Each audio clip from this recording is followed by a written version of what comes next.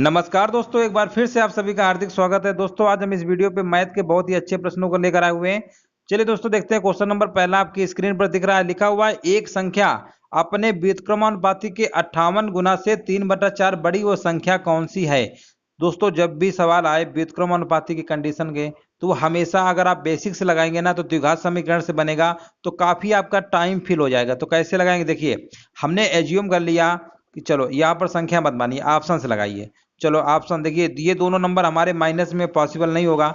चलो इसको हम चेक कर लेते हैं 12 वाले को।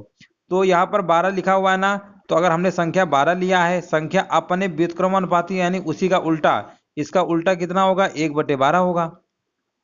58 गुना से 3/4, इसका 58 गुना कर देंगे। पहले लैंग्वेज समझ लीजिए, 58 गुना से 3/4 बड़ी है, इसका मतलब प्लस का 3/4, ऐसे करना है आपको। अब दोस्तों इसको अगर सॉल्व करेंगे तो ये तो कहीं ना कहीं आपका 12 आएगा ही नहीं, है ना, तो इसलिए ये ऑप्शन गलत हो जाएगा। अब हम ट्राई करते हैं 8 को। तो यहाँ पर देखिए संख्या अगर हमने 8 लिया है, इसका व्युत्क्रमानुपाती 1/8 होगा। इसका 58 गुना बोला, 58 गुना कर देंगे। फिर 3/4 यानी बड़ी है ना, 3/4 से बड़ी है, इसका मतलब 3/4 इसी में से और ऐड करना है। अब यहाँ पर इसको सॉल्व कर लीजिए, 2 से काटिए, 2 चौको 8, 2 दूनी 4, 2 नी 18, 29 और 3 कितना होता है 32, और यहाँ पर एलसीएम 4 आएगा, 4 अट्ठे 32, देखो आ गया। तो कहने का मतलब देखो इस तरीके से लगाएंगे ना बाई ऑप्शन से, तो फिर जल्दी लगेगा। अगर एक्स मान के लगाएंगे फिर आपका द्विघात समीकरण बनेगा, फिर सॉल्व करेंगे, बहुत ज्यादा टाइम फिल होगा। तो ऐसे सवालों को दोस्तों जब भी व्युत्क्रमानुपाती कंडीशन दे दे तो उनको ऑप्शन से लगाया करिए, जल्दी से लग जाते हैं। उम्मीद है बात आपको समझ में आ गई होगी। नेक्स्ट प्रश्न देखते हैं। फिर से देखिए वही प्रश्न आ गया है, फिर से दिया हुआ है एक जो भिन्न है अपने व्युत्क्रम से 9/20 अधिक है, वह भिन्न कितनी होगी। चलो हम पहले ये ऑप्शन ट्राई कर लेते हैं, 5/4। अब देखिए 5/4 ये भिन्न हमने मान लिया है, इसका व्युत्क्रम कितना होगा, तो आप कहेंगे 5/4 का उल्टा 4/5 होता है। व्युत्क्रम से 9/20 अधिक है यानी 9/20 इसी में जोड़ देंगे। इसको सॉल्व करने पर अगर 5/4 अगर हमारा आ जाएगा तो हम बोल देंगे हमारा सही है। एलसीएम आपका 20 आ जाएगा, और यहाँ 5 चौको 20, 4 चौको 16, यहाँ पर आएगा 9। 16 और 9 कितना होता है दोस्तों 25 होता है। और 25/20 को जब आप काटेंगे 25, 5 चौको 20 यानी 5/4 आ गया। तो हम दावे के साथ कह सकते हैं कि बिल्कुल सेटिस्फाइड हो रहा है, इक्वेशन भी इक्वल आ रही है। तो इसका मतलब ऑप्शन नंबर ए ही हमारा क्या हो जाएगा, राइट आंसर हो जाएगा। तो देख रहे हैं ना, इस तरीके से बाई ऑप्शन से लगाएंगे, जल्दी से आपके लग जाएंगे, नहीं बहुत टाइम फिल होगा। नेक्स्ट प्रश्न है, देखिए लिखा हुआ है वह न्यूनतम संख्या ज्ञात करिए जो 18,265 से घटाए जाने पर उसे पूर्ण वर्ग बना दे। अब देखिए यहाँ पर पहली बात तो परफेक्ट नंबर है नहीं, तो हमें ये बताना है कि इसमें से कौन सा नंबर घटा दे कि पूर्ण वर्ग संख्या बन जाए। या तो ऑप्शन का इसमें घटा के चेक कर लीजिए, या नहीं करना चाहते हो तो जो वर्गमूल निकालने का हमने ट्रिक बताया है उसी से आप पहले निकाल लीजिए। दो दो के सेट बनाते हैं इस तरीके से, है ना। जो रिमाइंडर आएगा वही हमारा बचेगा, एक आएगा यहाँ पे, फिर 82 आ जाएगा, यहाँ पर 2 आ जाएगा। इस तरीके से पढ़े होंगे आपने। और यहाँ पर कितनी बार जाएगा, 2 चौको 8, 4 बार नहीं जाएगा, 3 बार जाएगा। तो यहाँ 3 आएगा, 3 त्रिका 9, 3 दूनी 6, और यहाँ पर 12 में 9 घटाएंगे कितना आएगा, 3 आएगा, और 7 में 6 गया 1, यहाँ पर आपका आ जाएगा 65, ठीक है ना। और यहाँ पर 23 और 3 जोड़ेंगे तो आपका आ जाएगा कितना, आ जाएगा यहाँ पे 23 और 3 26, इस तरीके से कर लेंगे। अब यहाँ पर आपका जाएगा 5 बार, है ना। तो 5 बार जाएगा तो यहाँ पे आ जाएगा 5 छक्का 30, और 5 दूनी 10, 3 13, और 5 दूनी 10, और 1 11, ठीक है ना। इस तरीके से आपका आ जाएगा 5 छक्का 30 से, और 5 दूनी 10 से, 3 13, और 5 दूनी 10 से 11, ठीक तो है। अच्छा, यहाँ पर भी 5 आएगा, गड़बड़ कर दी, यहाँ पे 5 आएगा, 5 25 आएगा, 5 25, 5 छक्का 30, 2 32, 5 दूनी 10, 3 13, इस तरीके से आएगा। 65 में से 25 घटाएंगे तो आपका 40 आ जाएगा। जो नंबर से भाग देते हैं ना वो नंबर यहाँ भी लिखा जाता है। तो इस तरीके से आपने देखा रिमाइंडर 40 बचा है ना, तो यहाँ पर पूर्ण वर्ग तभी बनेगी संख्या जब इसमें 40 आप घटा देंगे। जैसे इसमें आप 40 घटाएंगे, 18,265 में से अगर आप 40 घटा दीजिए तो यहाँ पर आपका आ जाएगा 18,225। ये संख्या आपकी पूर्ण वर्ग होती है, तो ऑप्शन नंबर इसका सी नंबर सही हो जाएगा। तो इस तरीके से आप तेजी से कर सकते हैं।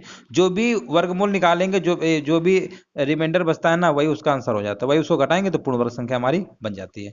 चलिए नेक्स्ट प्रश्न है, देखिए लिखा हुआ रविंदर एक मेडिकल इंश्योरेंस पॉलिसी में 3,750 रुपए का निवेश करता है जो कि उसके मासिक वेतन का 15% है। इसके बाद वह अपने मासिक वेतन का 25% और 8% क्रमशः एक बाल शिक्षा पॉलिसी और म्यूचुअल फंड में निवेश करता है। उसके पास बची हुई कुल राशि बताना है। तो देखिए दोस्तों सबसे पहले यहाँ पर उसके मासिक वेतन को नहीं दिया है, प्रश्न में ये बोल दिया है कि उसके मासिक वेतन का 15% जो है ना ये 3750 है, खर्च करता है। हो सकता है उसका मासिक जो वेतन रहा होगा वो 3750 ज्यादा रहा होगा, लेकिन जब उस पैसे खर्च किया 15%, तो आपके इंश्योरेंस पॉलिसी में कितना निवेश किया उसका 3750। तो हम ये कह सकते हैं, पहले क्वेश्चन में देखिए ये 15% यही वैल्यू दिया है इंश्योरेंस का, 15% की वैल्यू क्वेश्चन में दिया हुआ है 3750, ठीक है ना। और हमें निकालना है पहले टोटल कितना वेतन है 100%। तो आप निकाल सकते हैं, इसमें कोई दिक्कत की बात नहीं है। ये कितने गुना है इसको भाग कर लीजिए, 15 दूनी 30 आएगा और 7 हो जाएगा, 15 छक्का 7, 15 चौक 15, 15 75, ठीक है ना। और यही तो है, सही है, इतना आएगा। इसके बाद 100% निकालना है, तो यहाँ पर आपका आ जाएगा 250 और 00, ये आपका आ गया। तो हम ये कह सकते हैं कि रविंदर की जो मासिक वेतन था 25,000 था, 25,000 का 15% जो है मासिक वेतन में खर्च किया है, यानी 3750 रुपये होता है। 25,000 का 15% निकालेंगे तो आपका 3750 आएगा। इसके बाद वह अपने मासिक वेतन का 25% खर्च करता है, फिर 8% खर्च करता है बाल शिक्षा पॉलिसी म्यूचुअल फंड में। तो ओवरऑल दोस्तों देखा जाए तो खर्च कितना किया 25 और 15 कितना होता है 40, और 40 और 8 48%। तो देखा जाए तो कुल मिला के 48% खर्च किया है ना। तो अब उसके बाद बचत कितनी बची, 100 में से 48 घटा लेंगे तो आप कहेंगे 52% आएगा। कितना आएगा 52%, यही बचत तो पूछा है ना। उसके पास बची हुई कुल राशि बताइए। तो 25,000 का 52% निकाल लीजिए, इसका आंसर आ जाएगा। 25,000 का 52% निकाल लीजिए, आंसर आ जाएगा। तो 0 0 काट लीजिए। अब यहाँ पर देखिए गुणा कर लीजिए 25 गुणे 52 को, 25 दूनी 50 और 25 पंचे 125, 25 और 5 का हासिल 30, ठीक है ना। और गुणा सही किए हैं, 1 0 और बढ़ा लीजिए, 13,000 आएगा। तो देखिए कहाँ पे लिखा हुआ है, ऑप्शन नंबर बी इसका राइट आंसर हो जाएगा। तो इस तरीके से लगाना था, समझ लिया।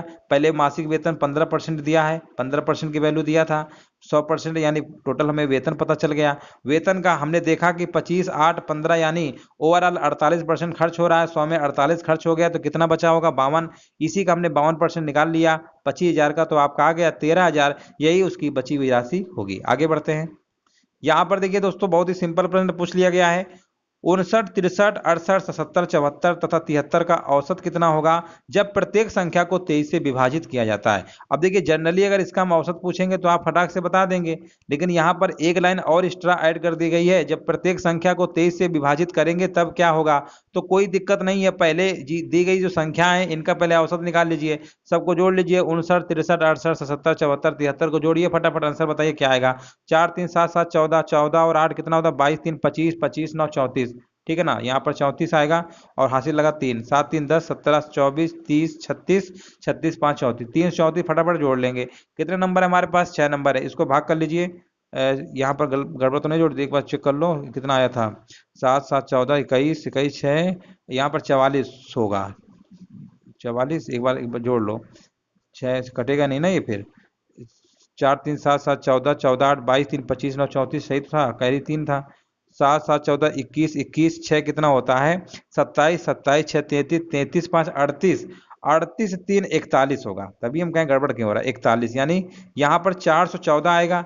6 संख्याएं आप भाग कर लीजिए, आप करेंगे 6 छंग 36 होता है, ठीक है ना। अच्छा 9 में 54, आपका 69 आ गया। अब प्रश्न में बोला गया जब प्रत्येक संख्या को 23 से विभाजित करते हैं। अब देखो जो एवरेज निकाले हो 59 का, इसी में 23 से आपको भाग कर देना है, और इसका सीधे सीधे यही मतलब है, भाग कर देंगे 23 3 का 69 होता है, बस राइट आंसर आपका ऑप्शन नंबर सी हो गया। मतलब देख रहे हैं ना, ये जो लाइन थी ये तो औसत निकालना आपको आता ही है। जब भी कहे कि इससे भाग देते हैं बताइए, तो आपको करना क्या, जो औसत आए जिस संख्या से कहे भाग दे देना, जो भागफल आए वही आपका राइट आंसर हो जाएगा। उम्मीद है समझ गए होंगे। अब दोस्तों हम आगे बढ़ते हैं, यहाँ से रीजनिंग का प्रश्न हमारा स्टार्ट होता है और लिखा हुआ दिए गए विकल्पों में से कौन सा निम्नलिखित शब्दों का सार्थक क्रम दर्शाएगा। महाविद्यालय, शिशु, बच्चा, विद्यालय और युवा। चलिए इसका आंसर बताइए, क्वेश्चन नंबर 6 का क्या होगा।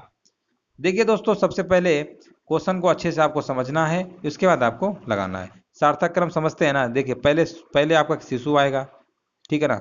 शिशु के बाद बच्चा, बच्चा के बाद विद्यालय जाएगा, फिर युवा होगा, फिर महाविद्यालय, ठीक है ना। तो इसका होना चाहिए 2 3 4 5 1, 2 3 4 5 1, कहाँ पे लिखा हुआ है 2 3 4 5 1, यानी ऑप्शन नंबर इसका डी के साथ जाएगा, ठीक है ना। ऑप्शन नंबर डी के साथ जाएगा, राइट आंसर। महाविद्यालय सबसे बड़ा हो जाएगा, तो ऑप्शन नंबर इसका डी होगा। अब आगे बढ़ते हैं। यहाँ पर देखिए लिखा हुआ है 5 किताबें बी, जी, एन, पी तथा टी एक के ऊपर एक रखी गई है, जरूरी नहीं है कि वे इसी क्रम में हो। एन तथा जी के मध्य केवल एक किताब रखी गई है, बी पी के ठीक ऊपर है, बी एन के ऊपर है, जी एन के ऊपर नहीं है, तो सबसे ऊपर कौन सी किताब है। जनरली सवाल रीजनिंग में इस टाइप के बनते हैं। और यहाँ पर 5 किताबों की बात हो रही है, तो देखिए यहाँ पर पहले इस लाइन को छोड़ दीजिए, कहाँ से स्टार्ट करते हैं, यहाँ से स्टार्ट करो। साफ साफ बोला है ना कि बी जो है पी के ठीक ऊपर है, यानी यहाँ पर अगर P है तो आप कहेंगे B इसके ठीक ऊपर है। ठीक है, इतना आप कर लेंगे। चलिए एक सेकेंड, यहाँ पर अगर हमने P माना है तो ऊपर कौन रहा होगा, B। ठीक है ना, ऊपर है। आगे देखिए, आगे लिखा हुआ B N के ऊपर है। देखो B P के ठीक ऊपर का मतलब समझते हैं ना, ठीक यानी जस्ट इसके ऊपर होना चाहिए। यहाँ पर लिखा हुआ B N के ऊपर है, तो B अगर N के ऊपर है तो N हमारा यहाँ होगा, तो हम बोल देंगे बी एन के ऊपर है। देखो ठीक का मतलब जस्ट होता है बगल में, अब बी एन के ऊपर है यानी एन इसके जस्ट नीचे होगा, तब भी तो बी इसके ऊपर ही है ना। अब आगे लिखा हुआ जी एन के ऊपर नहीं है, इसका मतलब जी हमारा कहाँ होगा, नीचे रहा होगा। जब जी एन के ऊपर नहीं है, जी नीचे रहा होगा। अब इसको पढ़िए, एन तथा जी के मध्य केवल एक किताब रखी है, तो इसके बीच में भी एक किताब रखी है, और वो कौन सी रखी है अभी पता चल जाएगा। चलिए, तो यहाँ पर देखिए कौन सा 4 नंबर तो हो गया ना, टी वाला छूटा है, टी वाला यहाँ लिख लो, टी वाला छूटा था बस। कितनी किताबें, 5 ही किताबें तो हैं, बस हो तो गया, कोई दिक्कत ही नहीं। पूछा क्या गया था, सबसे ऊपर वाला पूछा गया, सबसे ऊपर वाला भी हो गया, सिंपल था। मतलब 5 ही किताबें थी, आपका सजा सजा के रख लिया, हो गया आंसर। आगे बढ़ते हैं। यहाँ पर पूछा गया दिए गए विकल्पों में से विषम अक्षर को चुनिए, कौन सा विषम है। ऊतक है, अंग है, परमाणु है, कोशिकाएं। तो देखिए दोस्तों, आपका जो परमाणु होता है, एटम होता है, ये सबसे अलग हो जाएगा।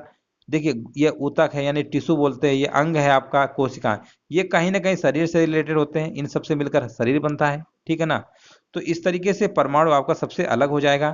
ठीक है ना, तो इसका right answer option number C हो जाएगा। आगे बढ़ते हैं।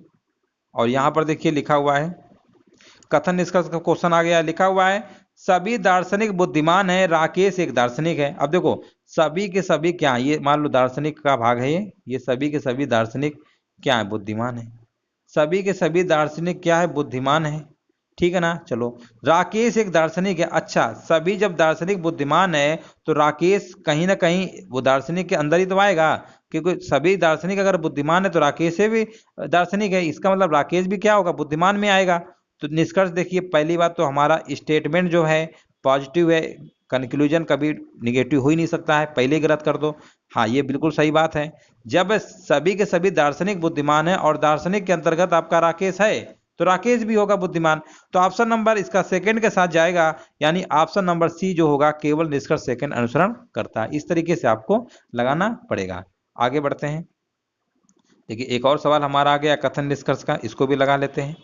और कथन निष्कर्ष देखिए यहाँ पे लिखा हुआ है, पढ़ते हैं सवाल को अच्छे से। पहले लिखा हुआ है सभी शासक मशीनें हैं, तो सभी के सभी शासक क्या है, मशीनें हैं, ये लिख देते हैं। सभी के सभी शासक क्या हैं, मशीनें हैं। सभी के सभी शासक क्या हैं, मशीनें हैं। सभी के सभी शासक मशीनें। कुछ मशीनें महंगी हैं, इसका मतलब कुछ मशीनें कैसी हैं, महंगी हैं। कुछ मशीनें क्या है, महंगी हैं, इतना आप कर लेंगे। अब पढ़िए निष्कर्ष को, कुछ शासक महंगी वस्तुएं हैं, शासक महंगे में कुछ का दिख रहा है, इसका मतलब बिल्कुल गलत है। कुछ महंगी वस्तुएं मशीनें हैं, महंगी मशीनें में दिख रहा है ये इतना भाग, इसका मतलब ये बिल्कुल सही है।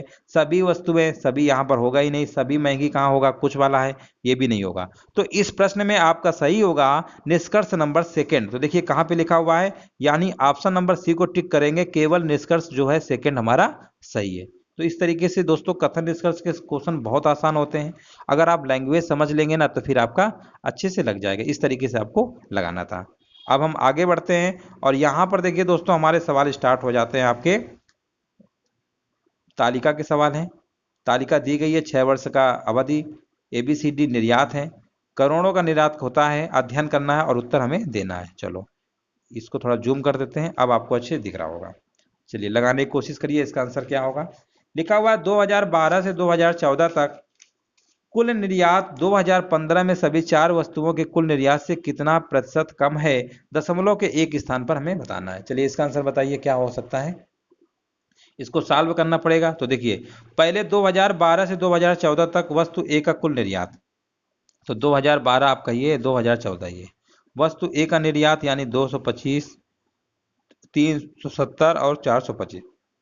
तो पहले इन्हें हमें जोड़ना पड़ेगा, है ना। 225, 370 और 425 को यहाँ पर कुल निर्यात बोला है, तो इनको जोड़ लीजिए। कितना आपका आ जाएगा? 5 5 10, 7 2 9 2 11 और 3 2 5 4 9 11, यानी ये आपका आ जाएगा 1190। ये कितना आएगा एक बार फिर से देख लो। 5 5 10 सही तो है, 7 2 9 2 11 4 3 7, ये आपका 1020 करोड़ आ जाएगा। जोड़ लीजिएगा, 1020 करोड़ आपका आ गया, ठीक है ना। ये कहां से कहां तक आया? वस्तु एक का कुल निर्यात आ गया 2012 से 2014 तक, ठीक है। अब हमें पूछा गया 2015 में सभी चारों वस्तुओं का कुल निर्यात। तो देखो 2015 में अगर हम बात करते हैं और चारों वस्तुएं हमारी ये है ना, आपको दिख रहा है। तो इनको अब जोड़ लीजिए, कितना आएगा? 6 5 11 9 20, यानी 20 की जीरो। और यहाँ पर आएगा 7 और 7 और 2 9, और यहाँ पर आएगा 3 2 5 2 7 4 11। ये आपका दोस्तों 1190 आ गया। प्रश्न में बोला गया कम है, तो कम हमेशा हमने बताया अधिक से कम में पहुंचते हैं। अब आप बताइए 1190 से 1020 हो गया, कितना कम हुआ है? आप घटा नहीं पाएंगे, घटा लीजिए। तो घटा लीजिएगा तो आपका आ जाएगा 170। कितने कमी हो रही है? 170 की कमी हो रही है। बटे में आपका आएगा 1190, जहां से स्टार्टिंग होती है, इंटू 100, ये परसेंटेज में आपको निकालना है। इसको आप सॉल्व कर लीजिए। जीरो से जीरो तो काट ही सकते हैं। और यहाँ पर देखिए 17 सत्ते क्या होता है? 119 होता है। और यहाँ पर एक जीरो तो रहेगा ही, यानी ये 100/7 आएगा, यानी 14 कुछ समथिंग जाएगा। तो ऑप्शन नंबर ये बी के साथ चला जाएगा। उम्मीद है तालिका बहुत आसान होती है। मेन होता है दोस्तों क्वेश्चन अगर आप समझ लिए ना अच्छे से, तो फिर आपका जल्दी से लग जाता है। चलो इसका आंसर बताइए क्या होगा। ये भी उसी टाइप का सवाल है। लिखा हुआ है वर्ष 2014 और 2015 में वस्तु ए के कुल निर्यात का 2011 और 15 में वस्तु सी के कुल निर्यात से अनुपात पूछा गया है। देखो 2014 और 2015 के पहले हम बात करते हैं ए की, तो आप कहेंगे ए का तो 425 है, 400 है। इन दोनों को जोड़ लीजिए, सीधी सी बात है। जोड़ेंगे तो आपका 825 करोड़ आ जाएगा। अब हम कह रहे हैं 2011 और 2015 में, तो आप कहेंगे 11 तो ये वाला है, 15 तो यही वाला था। और किस में बोला है? वस्तु सी की बात बोला है, तो सी वाला देखिए 244 हो गया और 306। 244 306 जोड़ेंगे तो आपका 550 आ जाएगा। अब इसको आप सिंप्लीफाई कर लीजिए, आपका आंसर आ जाएगा, ठीक है ना। चलिए इसको काट लेते हैं। 11 पचे 55, 11 सत्ते से 70, 11 पचे 55। और काट लीजिए इसको, 5 से काट लीजिए। 5 से कम 5, 5 25, 5 दम 50, 5 त्रिका 15 और 5 दूनी 10, 3:2 इसका राइट आंसर हो जाएगा। इस तरीके से आप इसको कैलकुलेशन है, आप फटाफट कर लेंगे ना तेजी से, तो आपका सवाल लग जाएगा। अब हम आगे बढ़ते हैं। तालिका के सवाल बहुत ही आसान है, बस आपको समझ में अगर आ जाएगा अच्छे से तो तेजी से कर लेंगे। यहाँ पर देखिए पूछा गया है किसी वर्ष में वस्तु डी का निर्यात 6 वर्षों के दौरान वस्तु बी के औसत निर्यात का 1.4 गुना था। देखो यहाँ पर बोला है वस्तु डी का जो निर्यात है, बाकी जो 6 वर्ष के दौरान बी का जो औसत निर्यात है उसका अगर 1.4 गुना देख लीजिए कितना आ रहा है, किस किस वर्ष में आ रहा है। अगर उससे मैच कर गया तो वही आपका आंसर सही हो जाएगा। तो सबसे पहले हमें करना क्या पड़ेगा इस क्वेश्चन में? यहाँ पर लिखा है ना 6 वर्षों के दौरान वस्तु बी का निर्यात, तो पहले हम निकाल लेते हैं 6 वर्षों के दौरान बी का औसत निर्यात का लिखा है ना, तो पहले निकाल लेते हैं बी का औसत निर्यात कितना होगा। तो बी वाला आप देख रहे हैं ना, ये वाले हैं, इनको सबको आपको जोड़ना पड़ेगा, है ना। सबको जोड़ लीजिए फटाफट तेजी से, देखिए कितना आता है। 8 4 12 8 20, 20 9 29, 29 2 31, 31 और 9 40। हासिल का लगा 4, 4 2 6 3 9 3 12 6 18, 18 और 8 26, 26 से 26 आ गए, 2 हासिल का आया, ठीक है ना। और यहाँ पर आएगा 2 कितने 1 2 3 4 5 2 7 2 9, यानी दोस्तों आपको 960 आ जाएगा। टोटल कितने 6, इससे भाग कर देंगे, आपका आ जाएगा 160 करोड़। 160 करोड़ निकाल लिया ना। अब बोला है कि 160 करोड़ का 1.4 गुना है, इसी का 1.4 गुना आप कर दीजिएगा। आप गुना करेंगे इसका तो आपका आ जाएगा 16 चौको 64 और 16 कम 16 6, यानी ये दोस्तों 224 करोड़ आ जाएगा। कितना आ जाएगा? 224 करोड़। अब आपको ये देखना है 224 करोड़ कहाँ पे आ रहा है, तो आप कहेंगे 224 करोड़ तो हमारा डी वाले में ये 2013 में आ रहा है, तो बस आपको 2013 वाला टिक कर देना है, ठीक है ना। इस तरीके से आपको लगाना था। इसका ऑप्शन नंबर सी नंबर सही हो जाएगा, 2013 वाला। आगे बढ़ते हैं। यहां पर देखिए दोस्तों क्या पूछा गया है। पूछा गया है वर्ष 2010 2012 2014 में वस्तु डी का कुल निर्यात 2011 और 2012 में सभी 4 वस्तुओं के कुल निर्यात का कितने प्रतिशत है। यहाँ पर प्रतिशत पूछ लिया, कोई दिक्कत नहीं है। सबसे पहले 2010, 12, 14 की बात हो रही है, तो 10 हमारा ये है, 12 हमारा ये है और 14 हमारा ये है, ठीक है ना। यहाँ पर डी का कुल निर्यात, तो डी वाला देखिए कहाँ पे है आपका, डी वाला आपका ये वाला लेना पड़ेगा और ये लेना पड़ेगा और ये, इन सबको जोड़िए, 214, 247 और 309 को, ठीक है ना। इनको जोड़िए तो कितना आ जाएगा आपको, 4 7 4 11 9 20, और यहाँ पर आ जाएगा 1 4 1 5 और 5 2 7, ठीक है ना, 7 आएगा, इसके बाद आएगा फिर 770 आ जाएगा, इतना आप जोड़ लेंगे। ये तो हमने निकाल लिया। अब यहाँ पर बोला 2011 और 2012 में, तो 2011 और 2012 में सभी चारों उत्पादों का, अच्छा ठीक है। तो 2011 में देखिए कौन कौन से आपके हैं, 2011 तो आपका ये चारों, 2011 और 2012 में, 12 में मतलब ये सभी के सभी बोल दिया है। तो देखिए सभी के सभी बोलने का मतलब है कि आप इसको पूरा पूरा आपको जोड़ना पड़ेगा, है ना। तो 2011 में सबको जोड़िए, यानी 250 ये वाला पूरा जोड़ेंगे, और यहाँ पर 2012 की बात हो रही है, यानी ये भी पूरा जोड़ना है। यानी 250, 225, 134, 138, 244, 230, 282, 247, इन सबको जोड़ लीजिए तो आप कितना आ रहा है देख लेते हैं। यहाँ पर आएगा 4 4 8 तो 10 17 17 8 25 25 5 30, और यहाँ पर आएगा 5 3 8 4 12 8 20 4 24 24 3 27 27 3 30 30 2 32 और 32 और 3 35, और 3 आएगा, 3 2 5 6 2 8 10 12 13 13 14 15 16 17, यानी आपको 1750 आ जाएगा, ठीक है ना। इसी का बोला गया कितना परसेंटेज होगा, परसेंटेज पूछा है, बटे कर लो इंटू 100, इतना आपको करना पड़ेगा, तभी आप लगा पाएंगे। 0 0 काट लीजिए, 5 एकम 5 त्रिका 15 और 5 25, 5 दूनी 10, 0, 5 सत्ते 35, 5 चौको 20, ये काटेंगे तो 11 आएगा। यानी दोस्तों 11 बटे कितना आ गया आपका, 11 बटे 4 आ जाएगा, ठीक है ना। 11 बटे कितना आ जाएगा, 4, एक सेकेंड, अच्छा 4 ऊपर रहेगा ना, ये तो हम नीचे लिख जाए, 4 ऊपर है ना, ये नीचे का ऊपर है, ऊपर काट रहे थे। तो 11 चौको 44% इसका राइट आंसर हो जाएगा। 11 इंटू 4 कर देंगे ना, ये नीचे का ऊपर रहेगा ना, क्योंकि हम जो काट रहे हैं 100 से काट रहे थे, 100 तो ऊपर लिखा हुआ है, तो इसका right answer option number A के साथ चला जाएगा, 44%। चलिए दोस्तों अगला प्रश्न देखते हैं। यहाँ पर देखिए क्या पूछा गया है, यहाँ पर पूछा गया है सभी 6 वर्षों में वस्तु सी का औसत निर्यात कितना होगा। अब देखो यहाँ पर फिर एवरेज का पूछ लिया, बार बार एवरेज ही पूछ रहे हैं। अब देखो सी का पूछा गया एवरेज, इन सबको जोड़ लीजिए, इन सबको जोड़ लीजिए, 6 से भाग कर दीजिए, है ना, इतना तो आप कर ही सकते हैं। तो इसका दोस्तों जोड़ के 6 से भाग करके आप इसका आंसर कमेंट में बताइएगा कौन सही है, ठीक है दोस्तों। इसका राइट आंसर आप बताइए कमेंट करके, इतना तो आप कर ही सकते हैं। वीडियो देखने के लिए दोस्तों धन्यवाद।